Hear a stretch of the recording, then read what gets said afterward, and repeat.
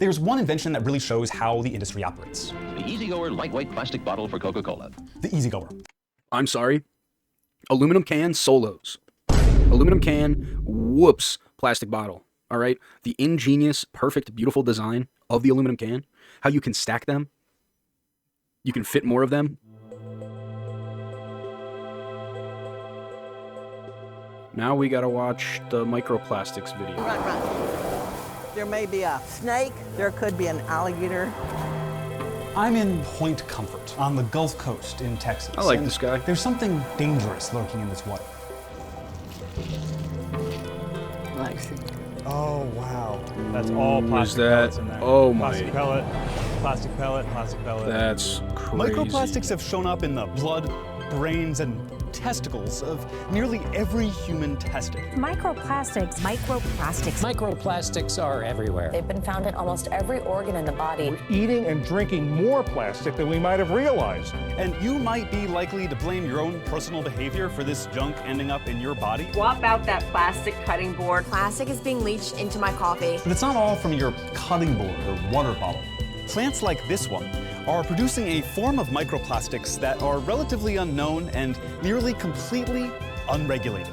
The problem Retro-reggy. is once they get outside the fence line, they get into the waterway, things can eat them because they look like fish eggs. They absorb the harmful chemicals like PCBs and PAHs, and those are the things that make them hazardous once they're in the environment. Lots of plastic. So I went to the Texas Gulf Coast, dotted with chemical and plastic manufacturing plants, to figure out how microplastics are ending up in our waterways and ultimately in our bodies. So all those little white dots, those are all pellets. Pellets. That's all plastic pellets in there. And really why the bad, corporations Chad. largely responsible face no repercussions. Oh my Plastic was invented in the early 20th century, but didn't become mass-produced until World War II, when America needed to manufacture armaments quickly. Armament manufacturers immediately turned to plastics for assistance. But when the war ended, there was all this plastic infrastructure with no war stuff to make, so they had to pivot to consumer goods. And part of that was convincing people during the 1950s that this stuff was normal and natural. Plastics come from many different raw materials.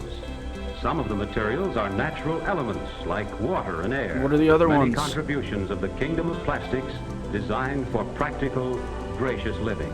Well, some predictions from the 60s were a bit overwrought, like the guy who said plumbers would use so much plastic that they'd be called plasticators.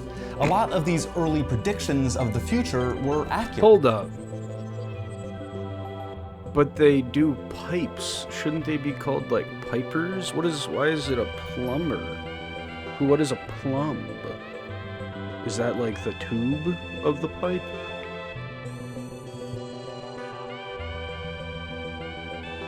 Why are plumbers called that? Plumber comes from the Latin word. Oh wait, no, I'm not reading the slop. I'm reading a real human.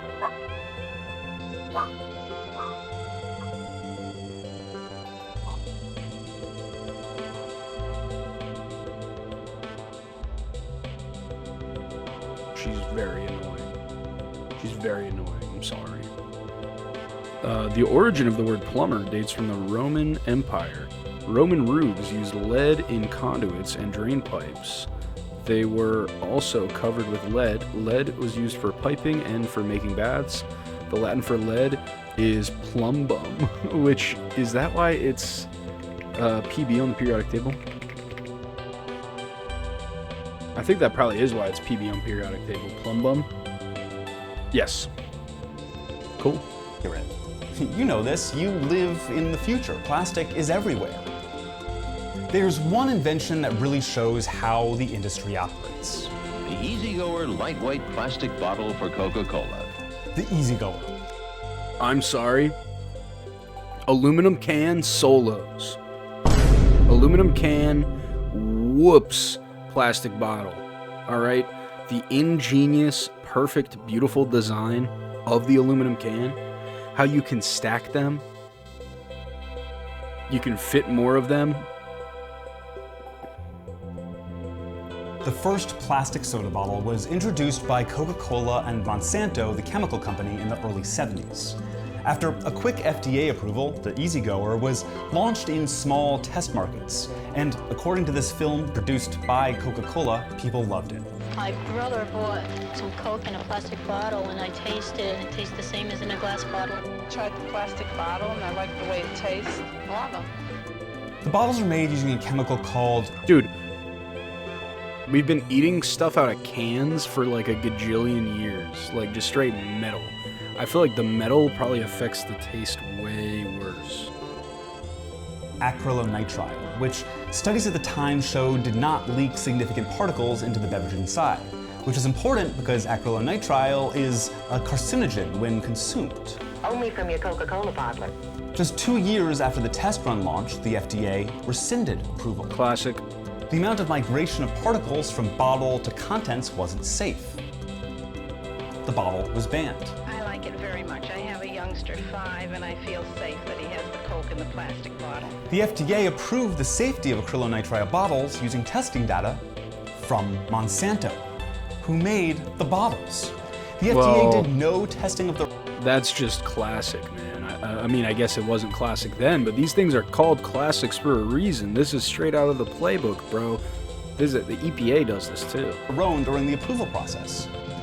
Obviously, bottles don't use acrylonitrile plastic anymore, but the Coke Monsanto story shows how the chemical industry... Yo, would anyone drink uranium glass, like uranium Tupperware glass bottle Coke? Like glows green, it kind of looks like Nuka-Cola type vibe. Thoughts?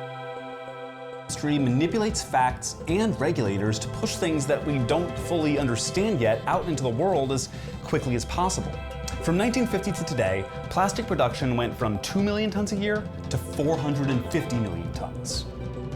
Along the way, we see something familiar pop up. In a 1965 congressional hearing, a mention of the waterway between Connecticut and Massachusetts, about where the Monsanto plastic plant was. Strange plastic pellets emerging in the water. To find out how this plastic's getting into our water and everything else, I went to the Gulf Coast of Texas, which has the highest concentration of plastic production plants in America. So always looking for the round ones, right? Or like the little guys, yeah. Right, so I got 3 already. This is Jace Tunnell, a leading expert on the ecology of the Gulf of Mexico at Texas A&M Corpus Christi. It's probably on the coast. Jace spends a lot of time looking for those little plastic pellets I mentioned earlier. He runs the Nurdle Patrol, a project for citizen scientists around the world to go out and search for nurdles and report their findings, so Jace's team can discover trends. Sorry, I just kind of threw the word nurdle at you. Yeah, no. We adapt quick here. Whoa. That monitor that this guy has probably sucks. Dude, if you're using a monitor that long and it's not curved, it's gotta just be really annoying. Gotta like turn your head and stuff. This is a plastic pellet, and so they're about the size of a lentil, and it's actually the raw material to make everything plastic. They're individually small, but they're the second largest source of plastic pollution worldwide. Jace's first foray into nurdle hunting showed something shocking. So in 2018, I was at the beach and looked down at the high tide line, and that's usually where you just see sticks, leaves. That's where you look for seashells. But when I looked down there, there was solid plastic pellets. Nurdles. At the time, Jace thought the nurdles he found were from some major spill. He called the Coast Guard and a state agency responsible for regulating things like this, but instead of doing anything about it, they basically told Jace to figure it out himself. And what Jace found was much worse than just one big spill. Each facility has a different extrusion plate that makes the shape and size of the nurdles. And then the color difference. So like the yellower the color, you know, the longer it's been into the environment. So once you look back at the sample that we had taken during that initial spill, we now know that 99% of those nurdles were all different. Wow. And it could be, you know, 200 to 300 nurdles. And if all of those are different, that is literally 200 to 300 different spills that had occurred. And it really shows that there's a chronic problem with nurdles getting out into the environment. Big spills do happen, like all the time. But the persistent problem isn't some big accident that would make the news. but just putting these things out as regular standard operating procedure, part of their daily routine. Jace's Nurdle Patrol puts out a map that shows where citizen researchers are finding this stuff, and it really illuminates how it's happening. Yeah, so what we have found over the years... Dude, of collecting... they're getting out of the Gulf and into the Atlantic, which I guess isn't that surprising if you think about, like, the amount of them that there must be. But, like, come on, man. Wowza. In this data is there's a close correlation with where plastic is manufactured to where the higher concentrations are. You also see higher concentrations around train tracks. Nurdles are transported by train, and they just fall off along the route. Unfortunately, with these pellets, it's this chronic everyday problem that at the manufacturing site, a little bit falls on the ground. During transportation, a little falls on the ground. During distributing, a little falls on the ground. When it rains, it really just accumulates into the rivers, washes out into the oceans, and washes back up. And there is no body to clean it up. To make things worse, these things aren't considered hazardous waste by the government, and that's an important distinction. They're barely regulated, meaning companies can kind of do whatever they want. You know, these pellets are lightweight. They put them on the very top and on the outside of shipping container boats. And so if they were considered hazardous material, they would actually have to put those containers in the hull of the boat. If there's a spill, they would have to document how many were lost, and they would also have to log where they dispose of them. So it would change basically everything about... Oh, damn. So this is a pro-regulation episode. That's what we've gotten ourselves into here. It's like a little bit of some pro-regulatory environmental protections, which, you know, sure, rip it.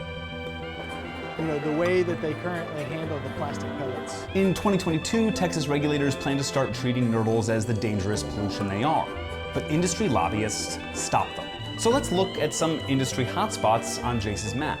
And so if we click on here, you can see over 16,000 nurdles by one person for a 10-minute period. 16,000. So we were looking at 200 before. That's 16,000. Right. And so since this is right outside, you know, Formosa Plastics, it's easy to see why the concentrations would be so high right here. 16,000 nurdles in 10 minutes. That's a lot of nurdles. Yeah, it is. So I headed to Point Comfort, Texas, where Formosa Plastics is headquartered, to find out more. My contact there was Diane Wilson, a local of nearby Seadrift, Texas, and fourth-generation commercial fisherwoman who's been standing up for local communities against their polluters for decades. Chairman Stu. Chairman. Okay. Ranking members. So she's sick.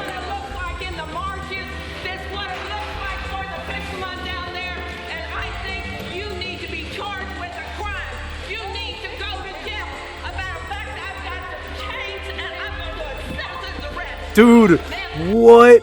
She's crazy. She pulled up to the House Energy and Commerce Subcommittee on Oversight Investigations for the oil spill in New Mexico and said, "You guys are corrupt. I'm going to chain you. I'm going to do a citizen's arrest as, I don't even know, is it a bailiff? I don't know the terms. Someone is trying to detain her. And she's like Uno reverse carding them and saying, no, actually, I'm going to detain you." If you go downtown Seadrift, we used to have steelworks, we had marine supplies. All that business is gone. Yes, it's gone. And you linked that, is that linked directly to Formosa moving in? Well, it's all of the plants, but Formosa has made a big impact. Formosa, a Taiwanese company, has had a presence in Texas since 1979. A lot of them do down there. I think part of it is the relationship with like the manufacturing, like semiconductor industry and stuff. They fought hard to get quick approval for constructing their chemical plant near waterways. 10 years later, they fought hard to get approval to expand it, threatening to move the entire plant out of Texas if they didn't get approval tomorrow. The money's coming in, but what happened to the money that all these families, these workers, these small businesses were making? Do you know they don't even count them? Nowhere in there is the cost of the devastation of all of these fishing communities, the fish houses, the jobs that went along with them. The state and federal regulatory agencies decided the impact of the plant and its expansion were minimal in comparison to what they saw as an economic boon for the area. But the only boon was a boon of plastic waste everywhere. It was in people's swimming pools. It was on their cars, covering their cars. So it was everywhere, except it was total denial, and the state wouldn't do anything. But there was someone who could do something. Diane. Like all of us, she kind of has the power to be a regulator herself due to one bill. In the Clean Water Act, there is a provision that if the state or the feds are not enforcing, then a citizen can. Oh. So Diane started collecting. So she came like ready. Like that wasn't just I'm gonna arrest you. That was like I researched and have the power necessary to citizens arrest you. The evidence to sue Formosa Plastics for polluting. Oh no, she could sue the waterways. plastics, not found out the where guys all of their doing stormwater the outfalls like were. government stuff. And I got a kayak, and I literally discovered them myself. Nobody told me where they're at. When you have rain, everything is jammed, and it goes over, and it just goes out. Just straight into this water. Straight out here. Plastic was everywhere. She allied with Damn. workers at the plant who saw firsthand how cavalier Formosa was in mishandling the leakage of vinyl chloride, a chemical used in plastic production that at high enough levels of exposure can cause cancer. Dude, once you got the workers dropping chemical names, you're probably cooked. They would have maybe a 2,000-pound release, and it was like all over the yard, it's all over the cement, it's in the ditches, it's overflowing. The cement. And he says his supervisor would come probably in a nice and lady. be like, well, how much is over there? And he says, tell me what you want me to write. And they eventually reported 2 pounds. Whoa. 2 pounds to the EPA. And it was 2,000? And it was over 2,000. Damn. And he said, I lied for them every time. Diane won $50 million from Formosa, the largest ever citizen settlement, for the harms they wrought on the bay, and that money went directly to the fishing community that had been destroyed. But when we talk about that amount of money as a punishment for Formosa, Yeah. do you feel like that's enough to be a true punishment to them? No, not at all. For comparison, Formosa made 4,000 times that in 2019. And these companies, Formosa, Dow Chemical, Chevron, and DuPont, and Exxon, and the rest, push solutions that are distractions and half measures designed to make it look like they're doing something without really doing anything. This is why all of their pandering and propaganda, especially in June, especially in March, is not to be taken seriously and is not something we should be encouraging, because they don't actually act on the behalf of people. They actually don't care about our interests. They care. It is a machine that makes a line go up, and that's all it will ever be. And they can pretend it's anything that it isn't, but that's all it is. Like Operation Clean Sweep, the entirely voluntary slate of best management practices plastic companies adopted in the 1990s to avoid pollution that even Formosa signed up for. It clearly didn't do much to stop Formosa's plastic pollution, but they sure talked about it a lot. So what does this all mean for you? Well, it could be making all of us sick. Researchers at the University of Vienna have even linked microplastic ingestion to colorectal cancer. At the same time, we're seeing more and more of that cancer among surprisingly young people. The effects on the endocrine system, that's where hormones are produced, are widely documented. And microplastics are showing up in fetuses and placenta. We have no idea what this will do to our next generations.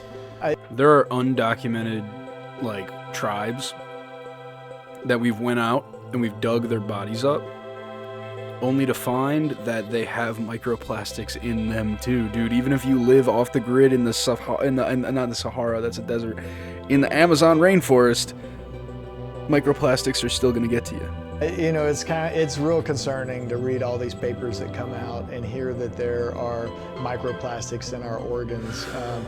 You know, what long-term impacts is that going to have? You know, do we have a real answer for that yet? Congress may finally be doing something. The Plastic Pellet-Free Waters Act was introduced to Congress in early 2024 to address the lack of EPA and state regulation on nurdles.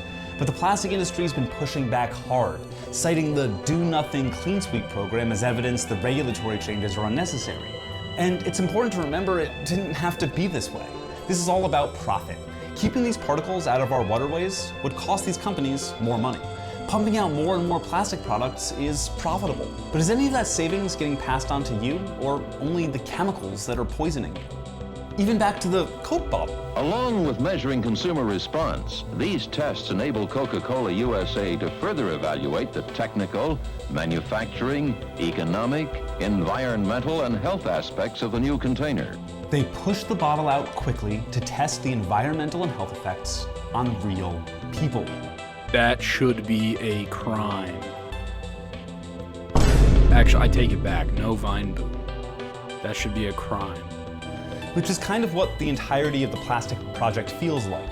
Unfortunately, I think we're probably going to learn the hard way of, what the real impact is over time. For today, plastics are changing the appearance of our everyday world. New materials will be found, new processes discovered, not by those now engaged in industry, but by you. Your new frontier. Damn. Great video. Amazing work. Always. As always, over on More Perfect Union. If you're not aware of them, but you somehow found this video, go over there and drop a sub. They're almost at 1 million. They make a lot of content related to things like this, regulations, union busting, and how it's wrong, or like illegal business practices. And it's right up my alley. It's stuff that I like. But that's all she wrote for today, everybody. I hope we had a good stream. I obviously didn't fill out my absentee ballot. That was a joke, but, it was fun. It was real, but it wasn't real fun. I'm just kidding. I saw Emeru say that one time, and I was like, yo. So I had to copy her. Well, thanks for watching, and, come and check me out live if you haven't and you're seeing this on the YouTube. Bullshit stuff. These tenants are fighting corporate slumlords.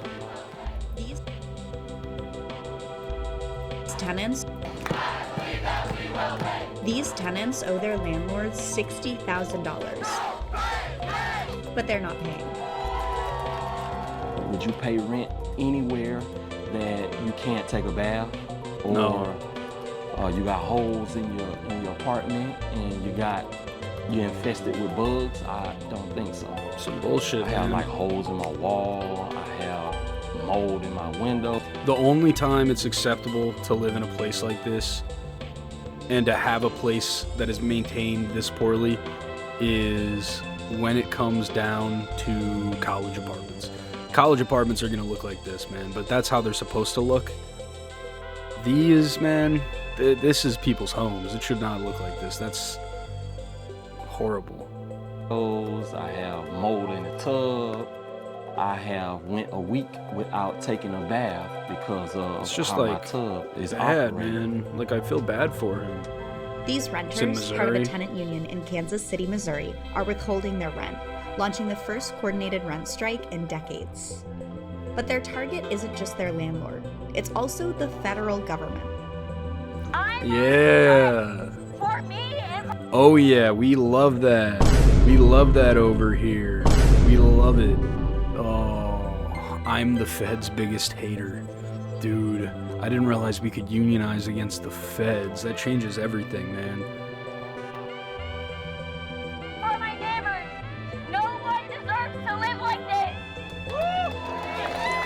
Tenants at Quality Hill Towers, one of the 2 buildings KC tenants are striking, say their landlord, Sentinel, rarely addresses complaints about living conditions. But Sentinel has spent nearly $1 million on payroll and marketing.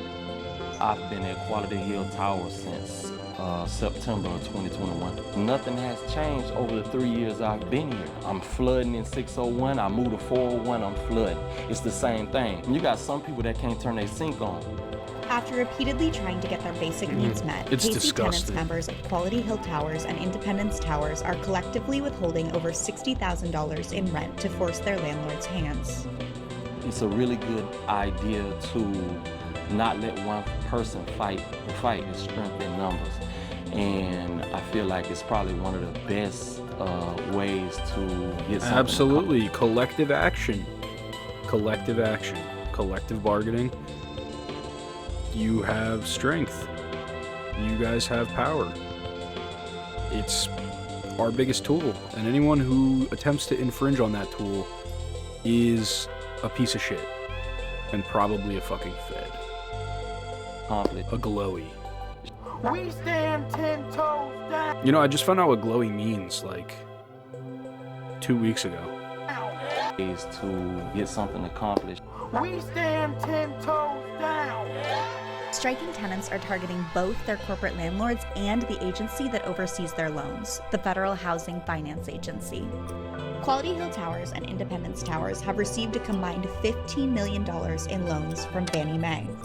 Fannie Mae and Freddie Mac are two government-sponsored banks that do $150 billion in business with our landlords every year. Through Fannie and Freddie, our tax dollars subsidize unresponsive slumlords like Sentinel. So we're not only demanding fixes from the landlord, we're also demanding that the regulator take a proactive and aggressive stance to address the systemic issues by attaching national rent caps as a condition of every federally That I'm conflicted Tenants have about. 3 demands. A national rent cap. National rent caps would look like 3% annual rent increase caps. Oh, that's not what I thought. Or Okay. better. A change in ownership of the 2 buildings they're striking. The new ownership looks like Fannie Mae or Freddie Mac putting the owners of these properties into receivership and giving the tenants in the buildings a seat at the table to determine who is actually the next steward of their property. And the right to collectively bargain for better. You know, the people who don't contribute anything to society except owning stuff would be pretty mad about that one. Releases. It's the idea that tenants, like workers on a job site, can get together and actually bargain for a better contract with their landlord that protects them in their homes. We are looking to hopefully foreclose on Sentinel and bring in a new landlord, but with some sort of agreement that they do not raise rent and don't allow us to live in the slums, basically the projects of downtown. Today, tenants are paying more money than they've ever paid in rent for worse conditions than they've ever endured. So the 1st of this month was a great opportunity to strike. The 1st of next month will be a great opportunity to strike, and on until tenants win what we are owed.